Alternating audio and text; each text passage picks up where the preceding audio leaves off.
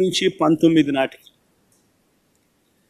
అంటే చంద్రబాబు నాయుడు గారి హయాంలో ఎలాంటి కోవిడ్ లేదు, ఎలాంటి పాండమిక్ లేదు. ఇవన్నీ ఏవీ లేకపోయినా కానీ చంద్రబాబు నాయుడు గారి పరిస్థితి ఏమిటి అని చెప్పి చూస్తే, ఒక్కసారి గమనించినట్లయితే ఇక్కడ కేంద్ర ప్రభుత్వం కంపారిజన్ ఒకసారి ఫస్ట్ చేద్దాం.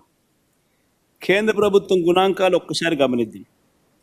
కేంద్ర ప్రభుత్వం గుణాంకాలు పరిశీలిస్తే కేంద్ర ప్రభుత్వం చంద్రబాబు నాయుడు గారి మాదిరిగా ఆ 5 సంవత్సరాలు లెక్కలోకి వేసుకుంటే పరిస్థితి ఏమనిపిస్తుంది? కేంద్ర ప్రభుత్వం కట్టిన వడ్డీల వృద్ధి రేటు 9.26% అయితే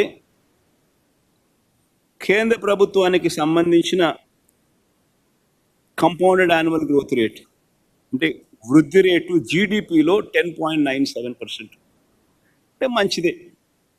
దేశం వృద్ధి రేటు కట్టాల్సిన వడ్డీల వృద్ధి రేటు కన్నా ఎక్కువగా ఉంది. ఇది చంద్రబాబు నాయుడు చెప్పిన థియరీ ప్రకారం బాగానే ఉంది అని చెప్పి అనిపించే ఒక డేటా. మరి ఇదే మాదిరిగానే చంద్రబాబు నిర్వచనం ప్రకారం ఇదే మాదిరిగా చంద్రబాబు గారి హయాంలో ఎలా ఉంది అని కూడా ఒక్కసారి గమనిస్తే, చంద్రబాబు గారి హయాంని దాచిపెట్టాడు చంద్రబాబు నాయుడు గారు, తెలివిగా ఇది చూపించాల. చంద్రబాబు నాయుడు గారు దిగిపోయే నాటికే రాష్ట్రం పరిస్థితి ఏంటంటే కట్టాల్సిన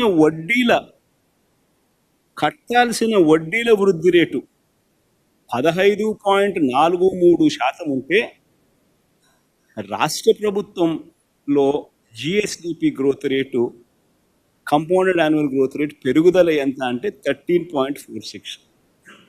అంటే ఈ థియరీ ప్రకారము, చంద్రబాబు నాయుడు గారు చెప్పిన థియరీ ప్రకారము డెట్ సస్టైనబిలిటీ అన్నది చంద్రబాబు నాయుడు గారు దిగిపోయే నాటికే పరిస్థితి ఇది.